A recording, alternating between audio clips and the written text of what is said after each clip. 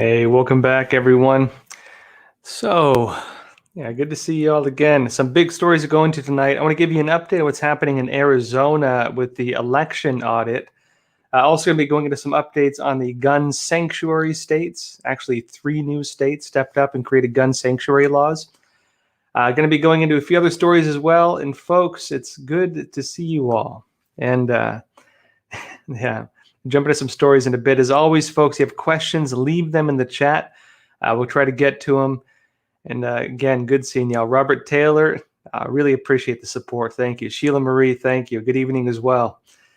Marie Pyle, hello also. Thomas Jen, thank you. Good seeing y'all. All right, folks, a lot of stories to go into, so let's get started. And again, around the halfway point, we'll go over some questions. So if you have questions, please leave them in the chat. Now let's talk about what's happening right now with this audit taking place in Arizona. A couple stories here. Epoch Times reports this. It says Arizona AG, Attorney General, rejects Secretary of State's call for probe of GOP-led Maricopa County vote audit. In other words, folks, there was an organization trying to call for a probe into the Republicans' audit of the election that took place in 2020, specifically in Maricopa County. Now, it says here, Arizona's Attorney General has rejected the state's top election officials' call for an investigation into possible irregularities in a Republican-led audit of the 2020 election results. In other words, this was a proposed probe of the investigation, not a probe into the election integrity or lack thereof in Arizona, but of a probe into the people calling for an inspection, calling for the audit. And that was denied. And so they're not able to do that probe. It says here, Secretary of State Katie Hobbs, a Democrat, on Friday wrote a letter to Republican Attorney General Mark Brnovich, citing media reports of security lapses at the audit site. And there's live video feeds, so you can judge for yourself. And calling for a probe into, quote, potential violations of Arizona's election laws in connection with the Senate's audit of the Maricopa County election materials. Brnovich responded in a letter on Friday saying Hobbs provided, quote, no facts to warrant a probe, and called her references to reports, quote, speculation insufficient to support the request for an official investigation. In other words, the individual who was calling for an investigation of the investigators looking into potential irregularities and maybe more serious issues and what happened in the 2020 election, specifically in Maricopa County of Arizona, which was one of the sources of a lot of the real concerns that something might have happened pretty serious during the election.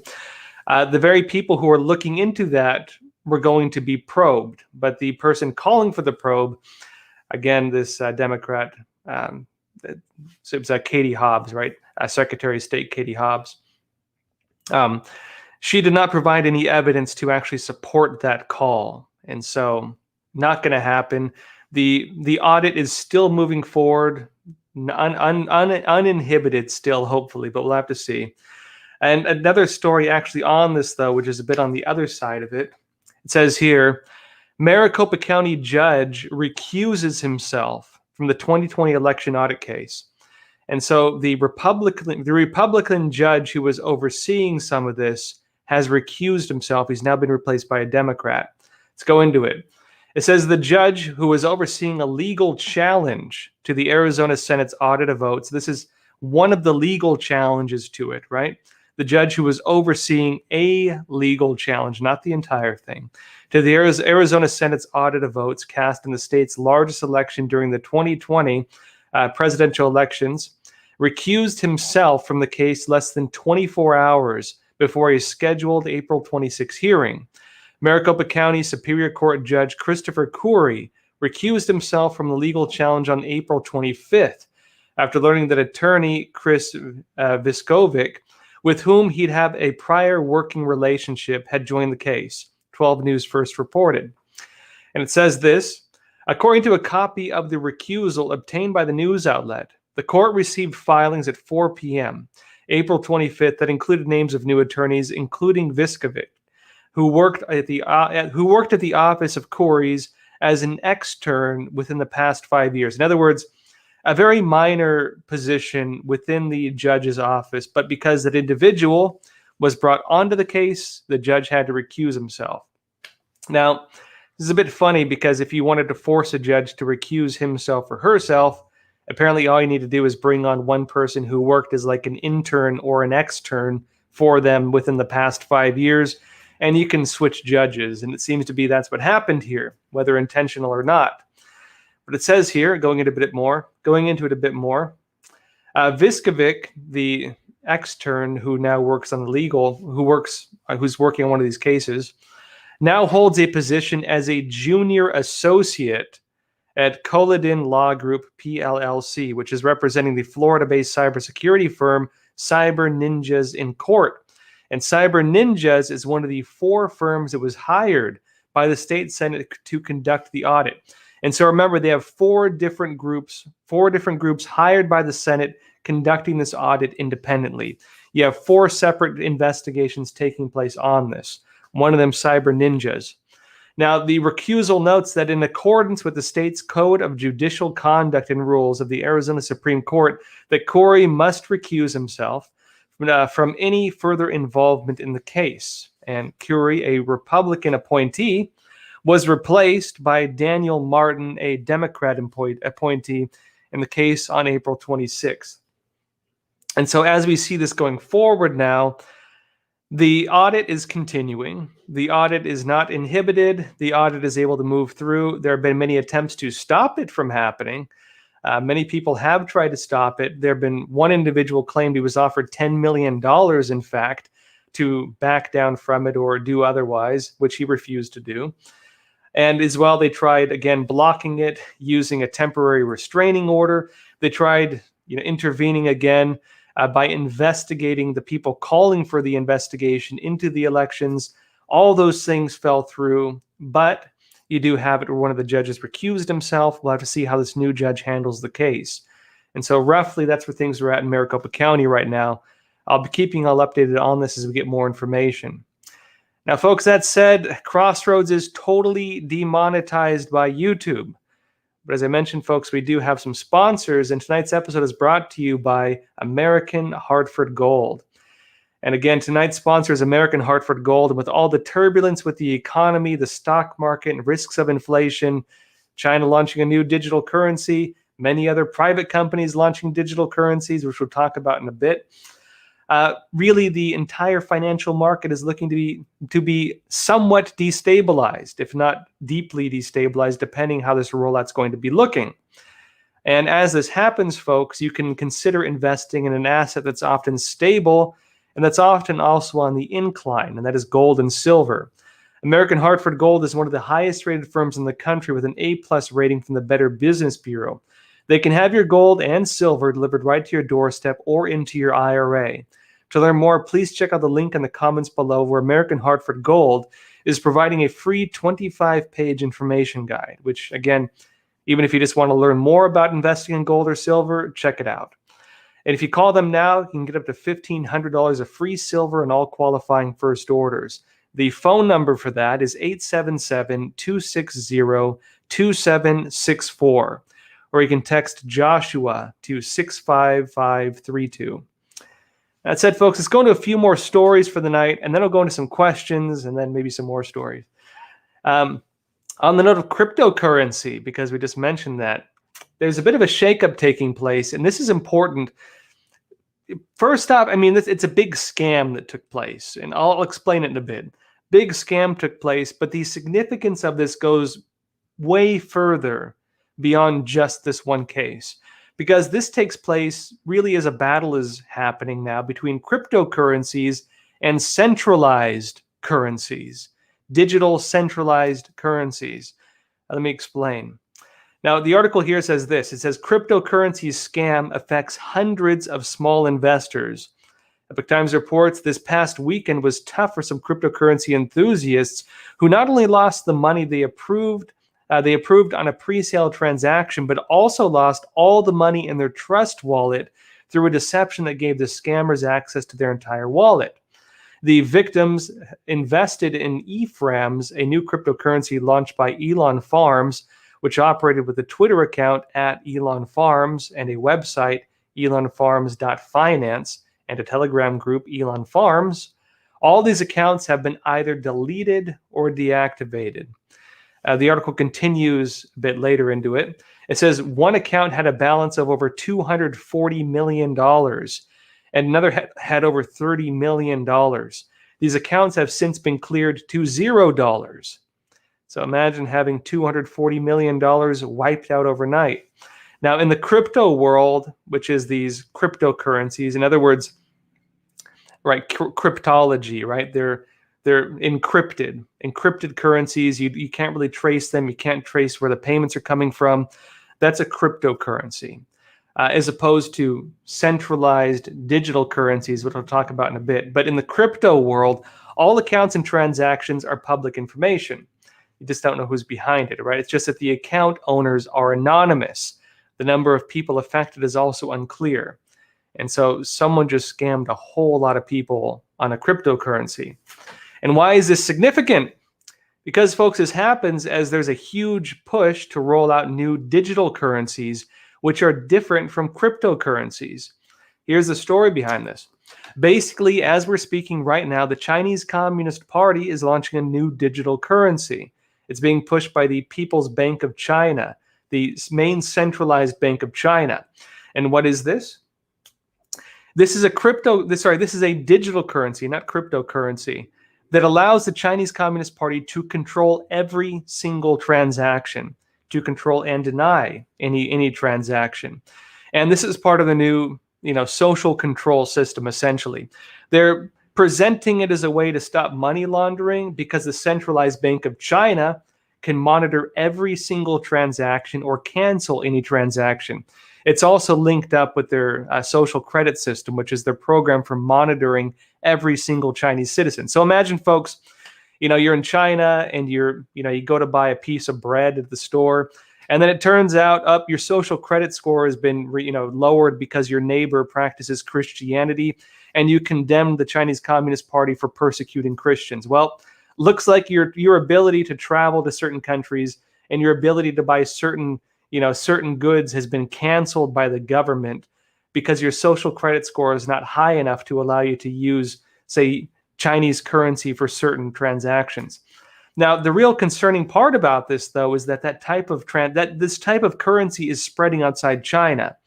The Chinese Communist Party has been going to the different centralized banks all around the world. There's a committee of these banks, and they're promoting a new standard for digital currencies. They call them CBDCs, centralized banking digital currencies. These are different from cryptocurrencies. Now, what's happening on this? The Federal Reserve, different centralized banks in Europe, in the US, even private companies, Facebook, Uber, Lyft, many different companies are talking about launching their own digital currencies now. You have Facebook and their whole group. There's a big bunch of companies launching this new Libra digital currency and a new standard for digital currencies that they're trying to launch, working on right now. You have the Federal Reserve, right, which is neither federal nor a reserve, talking about launching a new digital dollar. In Europe, you have a new digital euro being promoted. In the UK, you have a new digital pound being promoted. They're trying to push these through. And the concerning thing about all of this is that the global standard for centralized banks on these digital currencies is being created, written, and pushed by the Chinese Communist Party. And what does that mean, folks? All right, think about what's happened over the past 4 years. How many people do you know who've been canceled by, let's say, big tech? All right, well, if you're watching this show, you know one guy, because we're totally demonetized. How many folks do you know who've been canceled by big tech? This isn't just, for example, social media sites censoring people, cutting off their finances, you name it. This is groups like PayPal, canceling people's ability to use PayPal. This is groups like Patreon, canceling people's Patreon accounts. This has even been big banks, for example, like American Express, canceling people, making it so they can't use these payments. Now, what happens if these same organizations create a new standard for digital currencies? What happens as well if they integrate with each other, which they would have to do, like any currencies would have to, right? And they have different standards for, say, denying transactions based on international law or social justice policy. Well, folks, what happens is you have big business, essentially, and big government working hand in hand to control, monitor, or cancel, if they so choose, any transaction you make. At the same time, too, as the Chinese Communist Party pushes this out, what do you have? The Chinese Communist Party then has a way of making itself immune to U.S. sanctions.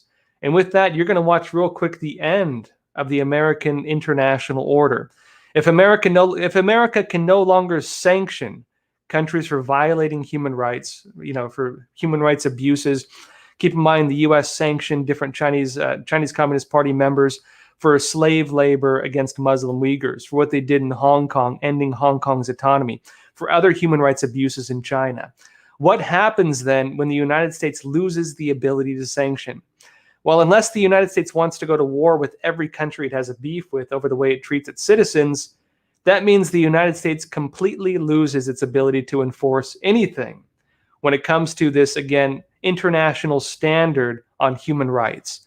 This is the end of the Pax Americana if the Chinese Communist Party is able to promote this system, and especially if it's able to work together with all these different companies promoting this. And why does this matter in context of this big scam that just happened with cryptocurrency? Purely my analysis.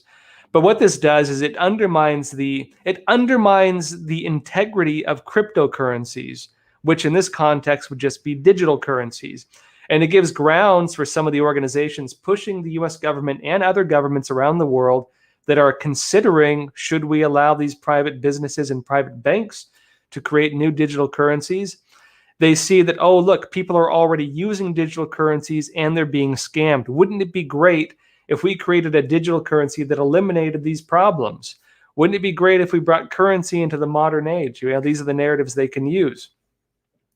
Folks, if they're able to do this, this means that, again, big business, big banks working together with the Chinese Communist Party in some cases, because China's creating the standard for these, are able to monitor every single transaction, cancel any transaction, and enforce any standard they want, depending on which country they're in and how much governments regulate it, based, again, on whatever they so choose. And with China, this means enforcing, again, the social credit system.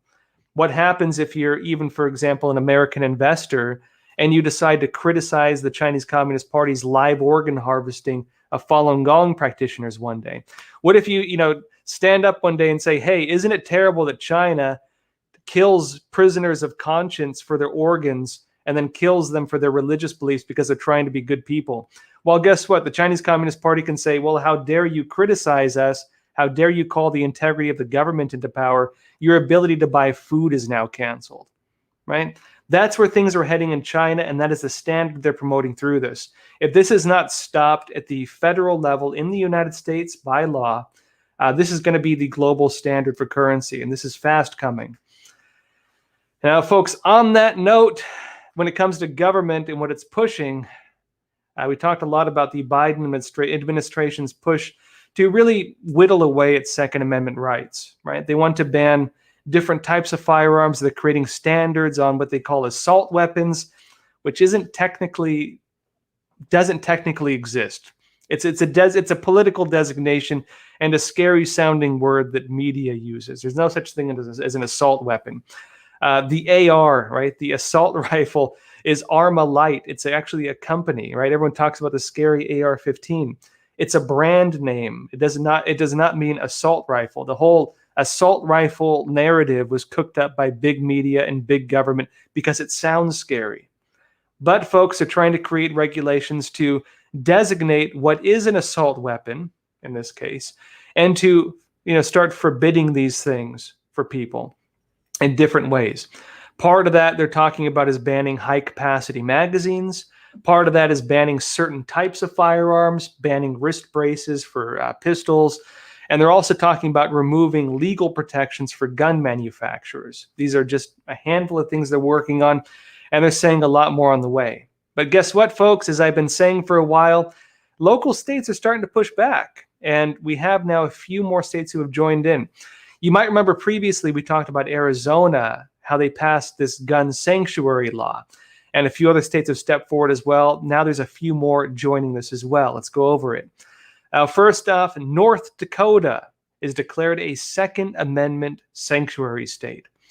Epoch Times reports North Dakota has been designated a Second Amendment sanctuary state after its governor signed a proclamation reiterating the state's support for gun rights. And it continues a bit further into the story.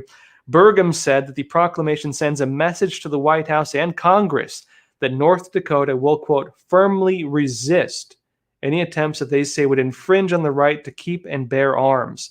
And they say, quote, both the U.S. Constitution and North Dakota Constitution recognize our citizens' inalienable rights to keep and bear arms, and designating North Dakota as a Second Amendment sanctuary state sends a strong message to Congress and the White House that we will firmly resist any attempts to infringe on those rights. That's according to the governor in North Dakota. At the same time as this happens, Montana has stepped forward, and the governor there also signed a law prohibiting a federal ban on gun ownership. Epoch Times reports this. Montana passed a new law on April 23rd that will prevent the federal government from placing prohibitions on gun ownership in the state, whether by federal law, executive order, rules, regulations, or any new interpretation of existing law. And in addition to this, Oklahoma has also stepped forward with this. And Epoch Times reports this on the Oklahoma one, another story. It says Oklahoma Governor Kevin Stitt on Monday signed into law a bill that makes the state a Second Amendment sanctuary state. And he said, my team is hard at work, again, reviewing bills and signing them into law. As of today, Oklahoma is officially a Second Amendment sanctuary state. He said this in an announcement on Twitter. Now, the new law, also known as the Second Amendment Sanctuary State Act, or SB 631, would prevent any lawmaker in the state from infringing upon the right of an Oklahoma citizen to keep and bear arms by preventing them from enacting any new law or regulation related to arms and ammunition. It would also prevent any buyback, confiscation, or surrender of firearms, firearm accessories, or ammunition from abiding citizens of Oklahoma. Now, folks, I've mentioned before, what you're seeing, this is significant on a few levels.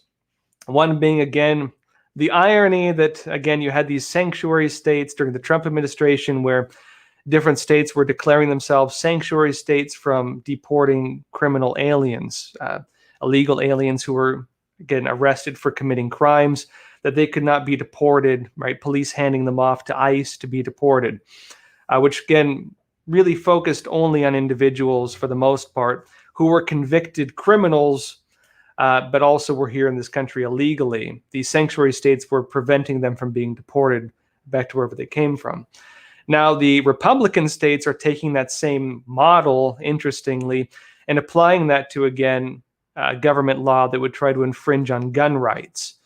And now this new sanctuary states for firearms is playing on that same model, but again, protecting different states and their citizens from federal overreach when it comes to infringing on Second Amendment protections.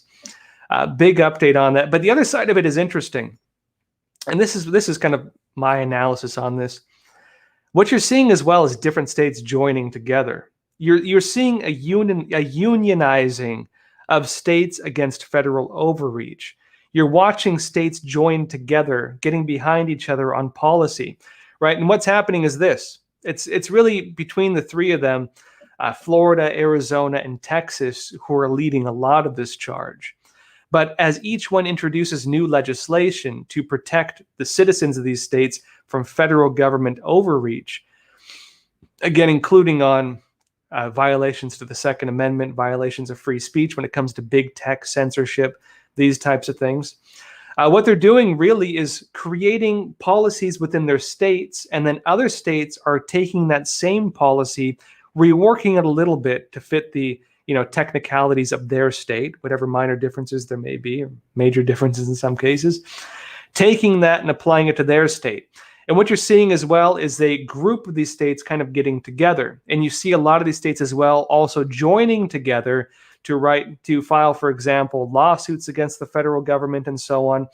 And what this means, folks, is really a new union of states, of free states in the United States that are really taking a stand against federal government overreach. A few of you mentioned confederation. I didn't want to use the word, but that's kind of what we're seeing. Positive or concerning, I guess depending on how you look at it. This is very similar to what happened during the Civil War, where you did have a confederation of states, right? Confederacy form where different states got together saying that these standards, these rights will not be infringed by the government, the federal government. One of the big ones at the time was, of course, slavery. So again, Lincoln during the time said, well, nuts to that, we're going to go to war, and the right to own slaves is no longer an option, which in my opinion was a good thing that he did that. But at the same time, different states at the time interpreted it as more, again, it was about slavery, but the way it was interpreted by a lot of people was broader than that. They saw it as state rights, whether states have rights over the federal government. And really this whole debate is again reemerging as the federal government is really pushing against, again, constitutional rights. And the difference this time is that unlike slavery, which was not really written into the Constitution, well, guess what? Free speech, Second Amendment rights, other rights, for example, you have like government can't illegally search your home, rights to privacy, which we willfully hand over to big tech on a pretty much daily basis. It's these written laws, these written protections are now under assault, and states now are able to get together and say, you will not take away our written rights. You will not infringe on our written rights. And that's where things are happening now with this. Now, let's go over one more story, and then we'll jump into some questions. And so again, folks, you have questions, leave them in the chat, I'll try to get to them.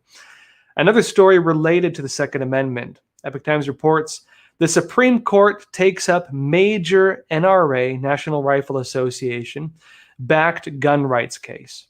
And folks, this could really, depending on the way this goes, regardless of what the Biden administration is doing, this is coming through the Supreme Court, regardless of how this goes, this will have a major impact on gun rights going forward. Let's go into it.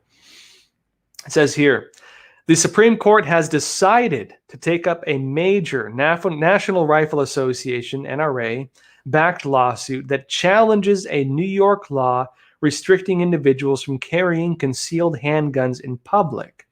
It's been more than 10 years since the Supreme Court weighed in on a significant case involving the Second Amendment, coming in the wake of President Joe Biden's and top Democrats' recent push for more gun control initiatives, including bans on so-called ghost guns, proposing models for red flag laws, and expanding and lengthening background checks. Now, ghost guns are these guns you can print, or guns where you can buy, for example, the lower part of a rifle and then just build the rest, and it's not registered, right? It's legal like that currently. Also, red flag laws where if you believe your neighbor is a threat to others and he owns firearms, you can report him, and under the red flag laws, they can go and seize his firearms. These are some of the things they're pushing right now. And also, again, expanding the length of background checks where, again, if you want to purchase a gun, the length of time you have to wait to get it processed by government review, again, will be lengthened if they are able to do it. But as this is happening, the Supreme Court suddenly has taken up a very large case regarding gun rights, specifically whether it's legal for New York State, or New York City, I think in this case, whether it's legal for New York to actually restrict individuals from carrying concealed handguns in public. And New York has really, really, really strict gun laws. It's almost impossible to get anything there.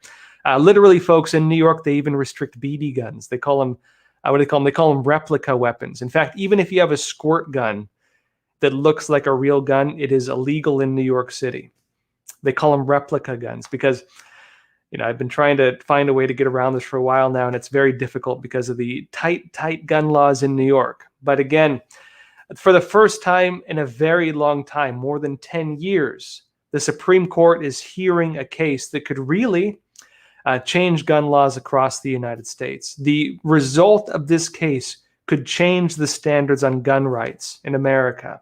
It says here, as according to a brief from the High Court on April 26, it says, quote, the petition for a writ of certiorari, I probably say that wrong, is granted limited to the following question: whether the state's denial of petitioners' applications for concealed carry licenses for self-defense violated the Second Amendment. So in other words, if you apply for a firearm, a concealed firearm, and you say that it's for self-defense, not for work, can the state deny your right to have that? Can the state deny that? The outcome of this case will determine this. And the result of this, if the Supreme Court comes out and says, no, what New York State has done is illegal, what New York State does violates the Constitution, this could actually possibly, hopefully, if they follow it, overturn the tight gun laws in New York State. If it fails, it could mean that the standards they have in New York State, New York City, could spread across the United States, that any state, because if the Supreme Court determines this, if any state says, well, if the Supreme Court says that it's, that we can deny a person's right to carry a concealed carry firearm for self-defense, rather than, again, just for work or whatever, then they can do it. The result of this case will change the gun rights laws across the United States. And we'll have to see where it goes. Right now, you do have the, Trump appointees have flipped the Supreme Court in favor of the conservative side. But again, we saw how they dealt with some of the election cases that were brought to them, where they threw them out. And that has raised some questions on which side they're on. Are they really kind of on the Trump side? Are they on the Democrat side? Are they independent? Are they constitutionalists, which is what this will very likely determine? Or are they more for a progressive interpretation of the Constitution? This case, again, will not only determine gun rights laws across the United States, it will also really show us, I think, where the Supreme Court really stands. And so, folks, I'll keep you all updated on this as it goes forward. This is, again, a major case that really will affect the whole country. That said, folks, let's jump into a few questions for the night, and then we'll go into some more stories. Let's see here. This is from Sir X Chris. You said, hey, Josh, if they do find fraud on a mass level, what options do we have? It's completely uncharted territory. I believe you're talking about the Arizona election audit. If they do find fraud on a mass level, what does that mean? Depends on where it's at. I mean, we'll have to see. I mean, it is uncharted territory, so honestly, it's hard to say. If they do find large amounts of fraud took place, you could find other states stepping forward. I mean, if the Supreme Court wants to do something, maybe they'll do something. If the Trump team wants to file new lawsuits, they can probably do it using the evidence from that. You can have legal challenges being brought up. Maybe the Supreme Court will hear them, maybe not. And it's unclear what course of action they could have that the Supreme Court would actually act on. And again, even if they did act on it, could they, for example, overturn the election? Hard to say. I mean, it's uncharted territory. And a lot of it would be on individual interpretation based on this. And again, Supreme Court probably having to rule on any kind of national change with it. At the very least, though, what will happen, at the very least, is that different states may also want to conduct their own audits. And so if Arizona conducts its audit, finds, oh, look, there was large-scale fraud, very likely other states will take that information and say, well, let's replicate the same type of audit that Arizona did, much like you're seeing this new union of states taking place when it comes to, taking the gun sanctuary city law that one state created and then rewriting and remodeling it, right? They're readopting it across states. Very likely all these different states we're seeing joining together in that will hold similar audits. And if states hold similar audits and again find large-scale fraud or other things, we'll have to see what it means. It could overturn the election results in individual states. It could overturn House seats. It could overturn Senate seats, depending on how they apply it. It could have some big impacts. It could also disprove everything. Who knows? We'll have to see. And again, in addition to all of this, another big question will be, well, again, the states are one thing, right? The states are one thing. But what does this mean as well for, let's say, elections going forward? And very likely, if there is fraud found, if there are problems found, they're going to take the model of what happened and make sure it doesn't happen again next time. I'd say that's the lowest level possibility of what's going to happen if that goes forward. And so we'll have to see what happens with it. As you mentioned, it's uncharted territory. We've never seen anything like it, so we'll have to see. This is from Susan Shanks. He said, "Hi, Josh. Just saw you on Tucker tonight. Great job." Oh, yeah, folks. I mentioned a while back that I was scheduled to go on Tucker Carlson. It finally happened tonight. And so if you didn't watch the Tucker Carlson show tonight, check it out. I was actually on is the very last segment they had. But I talked about the press gallery and the House press gallery and how it has refused to renew the Epoch Times press credentials in Washington, which is, again, impacting our ability to cover Congress, Senate, White House, anything really in Washington. Without having that press credential, we really have pretty limited access. Now, Tucker Carlson invited me on to speak about this, specifically about the hypocrisy that while the press gallery, the House one, has rejected Epoch Times' ability to, again, cover the news in Washington to some extent, and especially cover the U.S. government, the Senate gallery has been allowing the Chinese Communist Party's state-run news outlets, Xinhua, which is under the Chinese Communist Party, and the People's Daily, which is under the Chinese Communist Party, to have their press passes in the United States.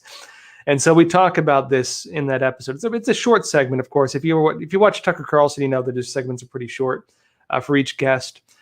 Check it out tonight. It was the last segment, so towards the end of it, and it was a real pleasure being on. Yeah, so if you haven't seen it yet, check it out. Next up, the one and only Pinky. And good to see you again. You said, General Flynn spoke to the H&F conference on April 16th. He said everything is going to be okay. Do you know why he is so confident? I mean, your guess is as good as mine. Flynn's an interesting character. He does, a lot of people suspect that Flynn is up to something behind the scenes, and he's been for a long time. Who knows? Who knows what he's referring to? Maybe he believes that, maybe Flynn believes that, again, they can overturn the election results. Maybe Flynn believes that in 2022 that the Republicans will win back the House and Senate. Maybe he believes that in 2024 Donald Trump will become president again, that he'll win re-election. A few different things on this. I've spoken to some people about where things are at with the Biden administration. An important thing to note is a lot of what he's doing is executive action. In other words, he's bypassing the normal protocols for doing things. He's bypassing Congress to, again, just set things in motion through executive order. States, many of them are pushing back against that. A lot of what he's doing oversteps, let's say, the boundaries of how the Constitution is normally interpreted, especially when it comes to gun rights, other things. There's been a lot of state-level challenges to it. We'll have to see whether he can actually do a lot of what he's hoping to do, and also whether, again, he uses executive action to do it. Because if he uses executive action, what's going to happen? The next president who comes in can day one say, well, let's get rid of all these executive orders because we disagree with them, and that's that. Executive orders are much easier to get rid of than things that go through the normal legal process of passing legislation in this country. And so maybe he's referring to that. We'll have to see. It's not, again, your guess is as good as mine when it comes to Flynn on what he's referring to. This is my take on it. This is from Mark Siegel. You said, do you believe the Arizona audit will be completed without Democrats successfully shutting it down? Why would an innocent party go through the trouble of offering someone $10 million if there is nothing to hide? Well, just to be clear, I'm not sure actually who offered that individual $10 million. I don't think he actually clarified even publicly who offered it to him, although he did say someone offered him $10 million to not do it. You could at the very least say that some group or individual is very interested in preventing this investigation from happening. When it comes to whether we believe that the election audit could actually go through without Democrats in particular interfering with it, We'll have to see. They've tried several things already. They tried again launching a probe into a probe into the investigation itself. They tried filing a temporary restraining order. They've done other things that have been stopped. And so previous attempts have not worked. You do have a Democrat-appointed judge now on one part of it. President Donald Trump has said that he hopes the governor there can put more security in place because he believes that there will be attempts to interfere with it. We'll have to see. We'll have to see what's done to, one, I think, monitor the situation. Two, what's done to prevent fraud from taking place during the audit. Three, to make sure that the information is actually brought to the public based on what they find. And four, to ensure that there's integrity within the entire process along the way.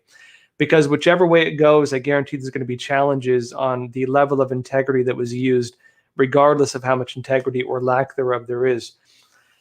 This is from Bill Fitch. He said, did they ever catch the guys who vandalized the Hong Kong facility?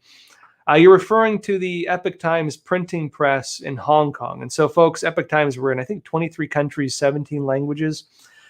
We do have a print. We do print in both Hong Kong and Taiwan, although we're completely blacklisted in mainland China.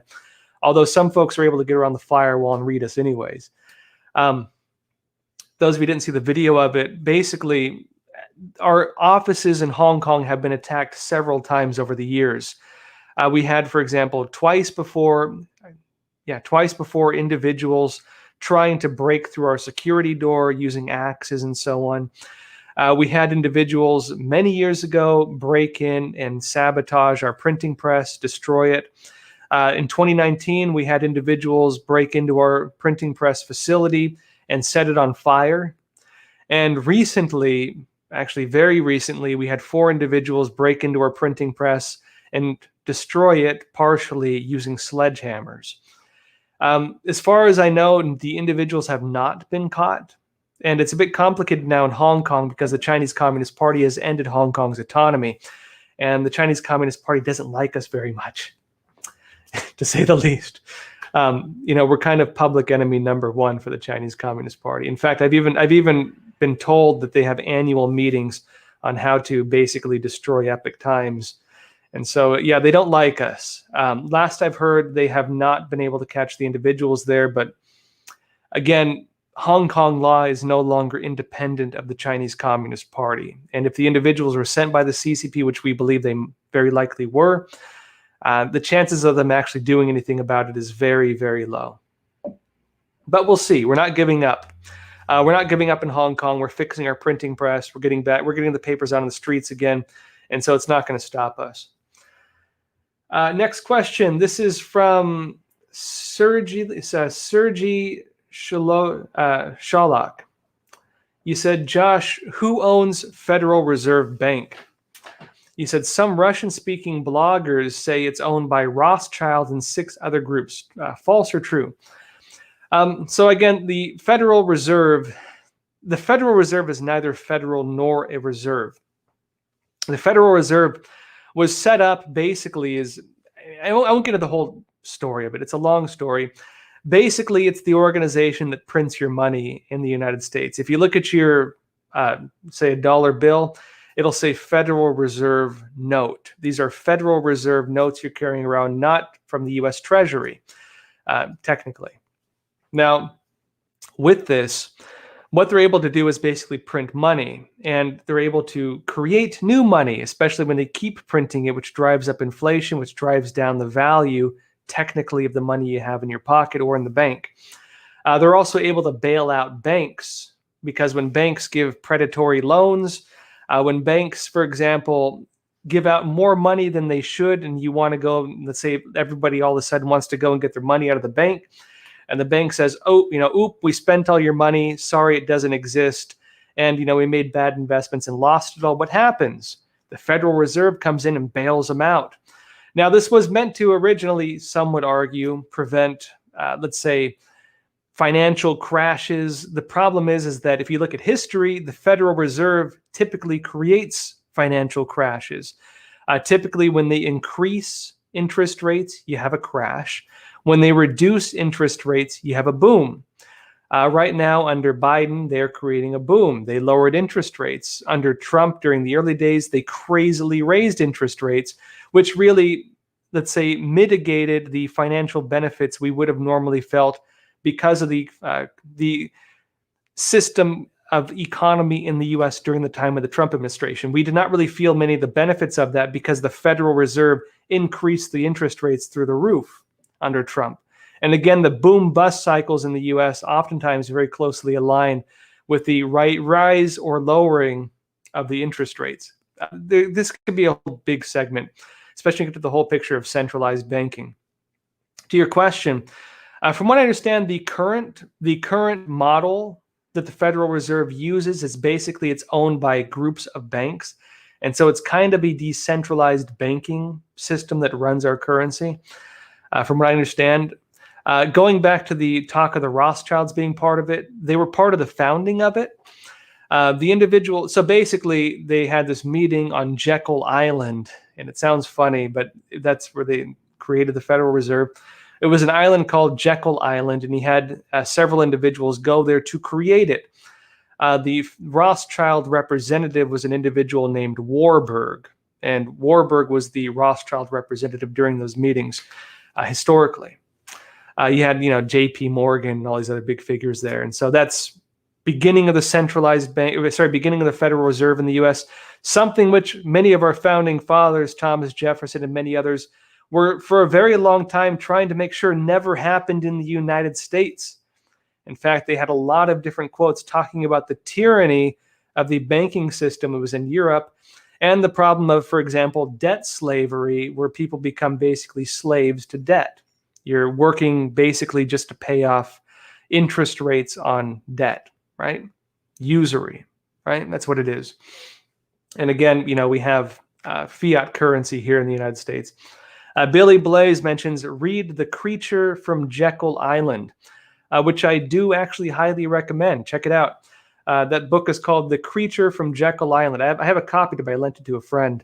It's really well written. It's a thick book, but it reads very well. The author wrote it like a mystery novel, and so really explains it more like a crime novel. And so you're reading it like a crime unfolding. It's a very well written book, very entertaining, and gives a lot of insight in terms of how our currency operates.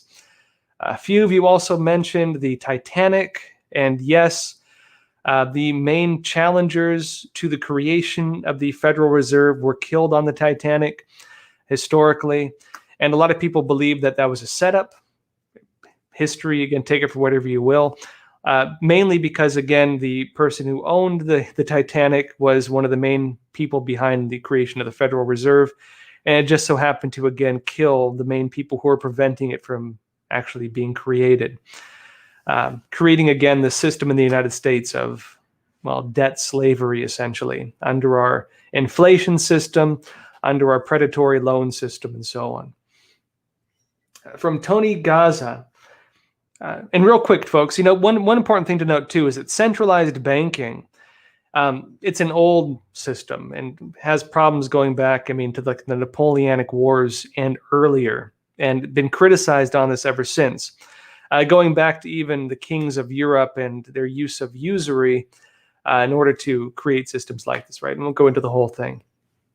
But communism, of course, actually keeps this. A lot of people view this as something that gets rid of debt slavery, that forgives your student loans and all this stuff.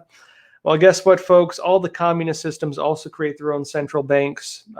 Even if you go to the Nazis, where they criticized the international banking system, they did the same thing. They also had their own centralized bank.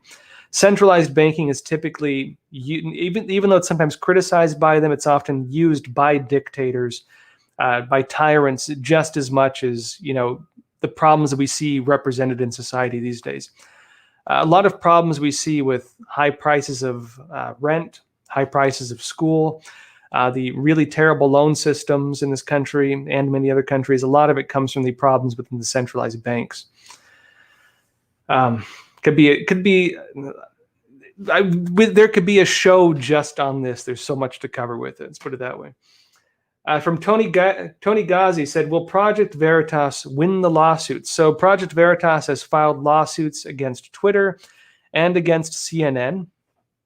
We'll have to see whether or not they win. Project Veritas is actually typically very successful with its lawsuits. I don't think they've ever actually lost a lawsuit. They tend to be very good at what they do when it comes to that, and so they might. We'll have to see. I believe they're charging with defamation because they were saying these platforms were suggesting that Project Veritas was running bot accounts or fake accounts or something like that. They're calling them out for defamation, suing them for it, and they might just win. Unless the defense can prove otherwise, they might just win. And again, Project Veritas, as far as I know, has never lost a lawsuit, so they do have a real good shot at it. Let's see here. This is from.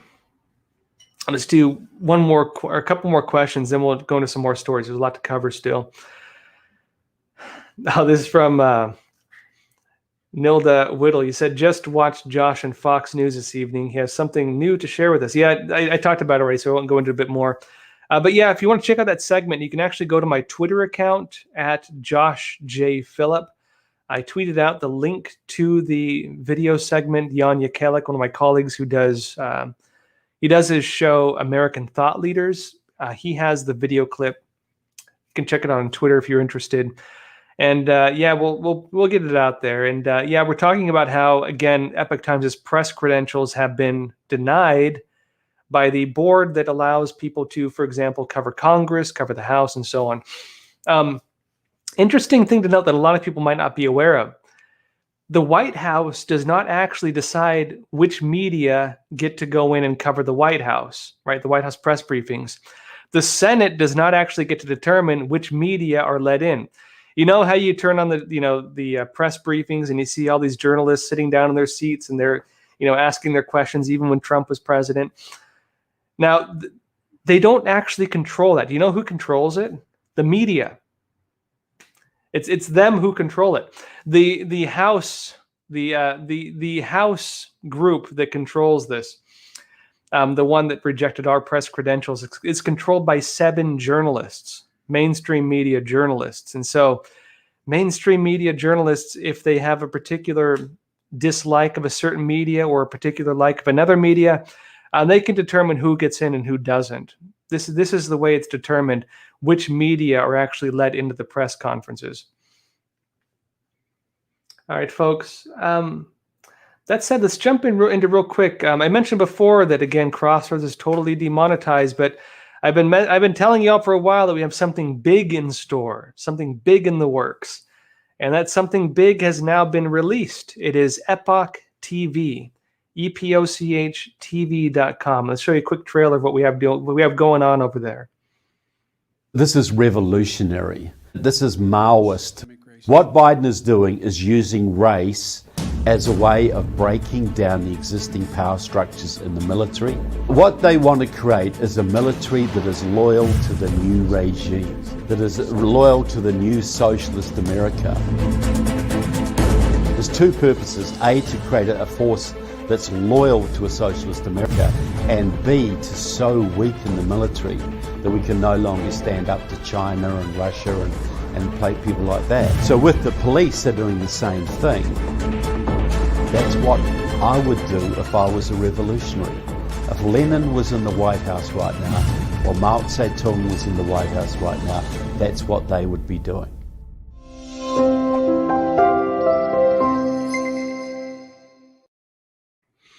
All right, folks, that's Trevor Loudon. Fantastic expert. I would say probably the leading expert on communism and real communist organizations in the United States and other countries, and exactly what they're doing. He's probably the leading expert on this in the United States, maybe in many parts of the world. He's from New Zealand originally. And so he has a lot of insights on everything these front organizations are doing, everything that very real communist groups are doing, the groups that have been pulling the strings behind BLM, the groups pulling the strings behind the different protests that swept the country over the past 4 years, the different groups, for example, that have been pushing for communist revolution in the United States for a very long time, subverting our institutions and so on. Trevor Loudon is awesome. So check out that interview we have with him on Epoch TV, and that's epochtv.com. And Trevor actually also has a show with Epoch Times called Counterpunch, which is also on Epoch TV, and check it out as well. We actually had to put it just on Epoch TV because he was on YouTube and he was doing really well, but YouTube was deleting his videos like left and right. I think probably like, I don't know the percentage, more than half of his videos were deleted by YouTube. And so his show exposed so much that we couldn't even keep it on YouTube, basically. And so check out Trevor and his show Counterpunch on the epochtv.com, epochtv.com. And again, folks, Crossroads is on there. Many of our other shows are on there. And this is an uncensored platform where we can post videos, again, like the one we just showed you. We can post Trevor's show, which is really heavily banned on YouTube, and other shows as well, episodes as well, that really would probably get banned if we published them here, because we can talk about topics there that use keywords that YouTube might not like. And so, folks, this is us creating an uncensored video platform. And if you want to support my work, if you want to support Trevor's work, if you want to support Larry Elder's work, we're all on there. Please, please, please consider subscribing to epochtv.com. This is how we're going. This is how we're, keeping, going to keep doing what we're doing, because again, we're being totally demonetized here on YouTube. And folks, again, this is hopefully the future of news, hopefully the future of video journalism, because this is a platform, again, that cannot be censored. And again, if you can support us, you want to support us, please make an account there. Please check it out. It's $4.99 a month. All right, about the cup of a coffee or maybe a gallon of gasoline if you're in California. And again, also we're going to be giving our Patreon supporters 1 to 2 months free access as well. And so we'll be in touch with you on that also. And folks, again, I really, really do appreciate the support on that. Now, a couple other stories for the night, because it is getting late. I want to talk to what's happening in California. And a few of you are asking about what's happening with Governor Newsom. Well, folks, the signature drive to recall Governor Newsom has reached its goal and has a good chance now at actually recalling him. Let's go into what's happening with this. Epoch Times reports effort to recall Governor Newsom has enough signatures to trigger election. And so, again, it seems to be the case that he's getting pushed out. The campaign to recall Governor Gavin Newsom received the necessary number of verified signatures to trigger a recall election. It is now happening, folks. California's Secretary of State said on April 26th. The campaign received more than 1.6 million verified signatures. Remember, they needed to reach 1.495 million valid signatures to get the statewide vote. They had to get extra in case they wanted to verify the signatures and throw out some votes, which ironically, California suddenly cares a lot about voter integrity and making sure that, everything's signed and everything's to the T and everyone dots the I's and everything. They suddenly care about this a lot.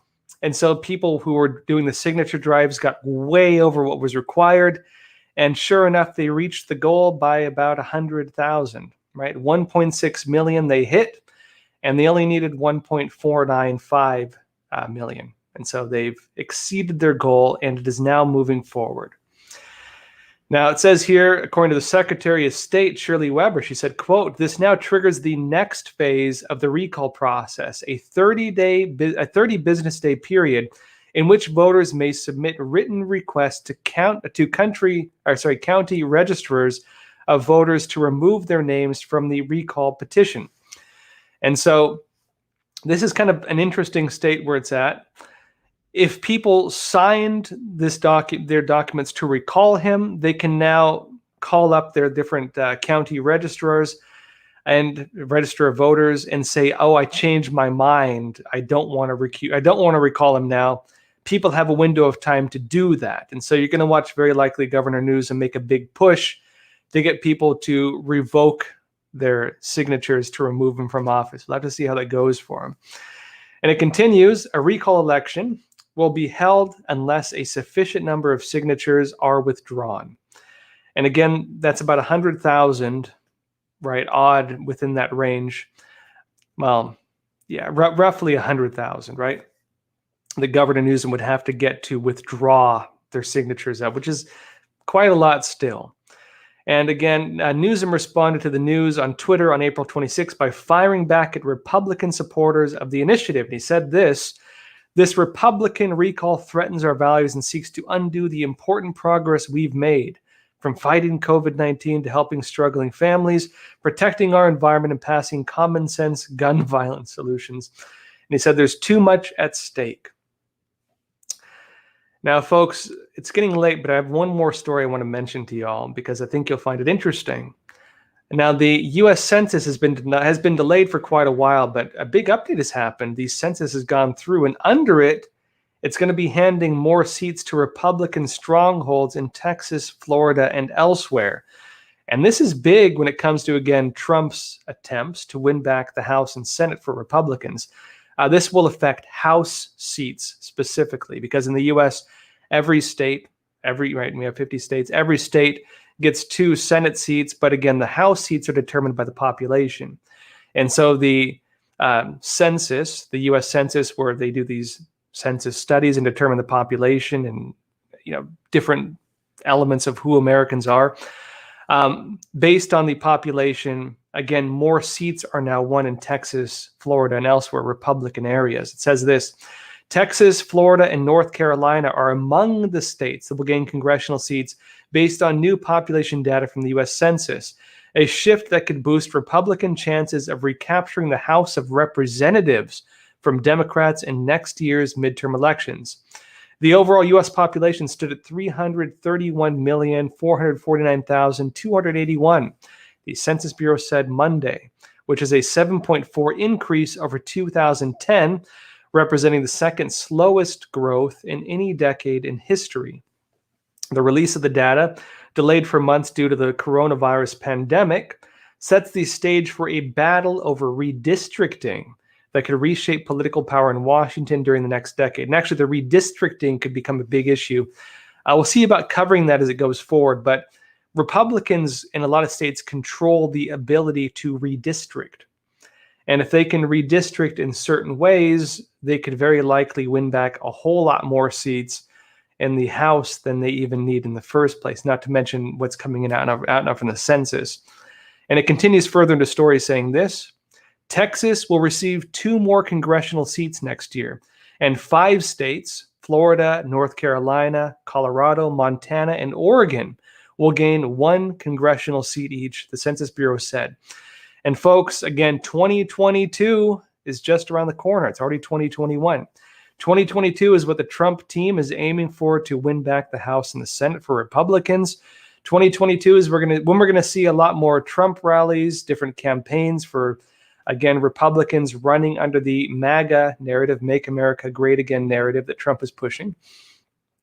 And again, this new census data gives a whole lot more chance, bigger window of seats they can win over in states, again, that do tend to lean more Republican for the Republicans. And so, folks, it's not too far away that we're going to start seeing campaigns on this. Not too far away, we're going to start seeing a lot of news around this. Trump, again, he says he's going to make his reappearance. We'll have to see what happens with it. People close to him are saying it's going to happen once he releases his social media. It's unclear, again, whether it's going to be his own social media or it's going to be Mike Lindell's social media called Frank, which has been delayed quite a bit, although he's had his live feeds up talking about, again, his different challenges to the election and so on, the different investigations he's doing, and the cyber attacks he says that the platform is currently under that he says have been delaying it from getting launched. Now, that said, folks, again, I'll be doing these live broadcasts every Sunday, Tuesday, and Thursday. And folks, again, I'll give you updates on all these stories as new information comes out. A lot going on in the U.S. right now, a lot going on in the world right now. And again, always a pleasure, folks. That said, as always, please check out epochtv.com. A lot of our interviews going forward are going to be there. We're working on some documentaries and special features that are going to be there. We're really trying to do a lot. They're trying to bring on new shows as well. If you really want to support Crossroads more than anything, please consider supporting us on Epoch TV. epochtv.com. And if you want to go the extra mile, please tell your friend or family member about it. A lot of this is going to grow through word of mouth. And so, folks, on you, help us grow this. That said, folks, as always, please take care of yourselves, stay informed, and stay free. Thank you. The Chronicles of Narnia, where he tells the children that the great lion Aslan is not safe. He's good. So let's paraphrase that. The great lion of the church is not safe. It's good. The great lion of the academy, the ivory tower, is not safe. It's good. The great lion of debate, of disagreement, a good, robust exchange of ideas is not safe, but it's good. Life isn't supposed to be easy. It's not supposed to be safe. Love isn't easy. Love isn't safe. Adulthood isn't easy. It isn't safe. All of these good things of life involve that tension, that dissonance, that pressure, that iron sharpening iron and being tested by fire. Well, folks, 2 months on now, and we are still totally demonetized by YouTube. But given the situation where we have to censor ourselves if we want to really stay on this platform and make it work, we've decided on something else, which is this. We've launched a new platform called Epoch TV, epochtv.com. And through this, we're able to publish uncensored content. News that can criticize anything we'd like, news that can talk about anything we'd like, news that can give you real information from any part of the world about any topic without having to worry whether individuals will censor it. And in this current environment where information is being controlled, where narratives are being controlled, and where anyone who steps outside the boundaries of what is the accepted narrative by the fact checkers, quote unquote, by different big tech organizations, by media organizations, and so on.